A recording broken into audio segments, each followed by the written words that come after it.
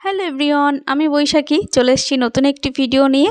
আমার নতুন ভিডিওতে সবাইকে অনেক অনেক ওয়েলকাম। আজকে আমি আর আমার হাজব্যান্ড চলে গেছিলাম কফি খেতে। বর বলল চলো ঘুরে আসি, আর এই সুবর্ণ সুযোগ কিছুতেই হাতছাড়া করা যাবে না। তাই জন্য চট করে রেডি হয়ে পড়লাম। আর বাইরে কিন্তু ভীষণ শীত পড়েছে, আর এই শীতের মধ্যে কফি হলে তো আরোই দারুণ ব্যাপার। তাই জন্য চট করে বেরিয়ে পড়লাম বরকে নিয়ে। আর প্রথমেই বর নিয়ে এলো মোমোর দোকানে। বর বললো চলো প্রথম আগে মোমো খাই, তারপরে খাবো কফি।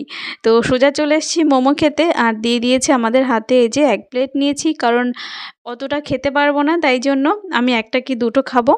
তো এই যে মোমো খেতে কে কে পছন্দ করো? আমার কিন্তু খুব একটা ভালো লাগে সেটাও না, খুব খারাপ লাগে সেটাও না, বেশ ভালোই লাগে, খাই।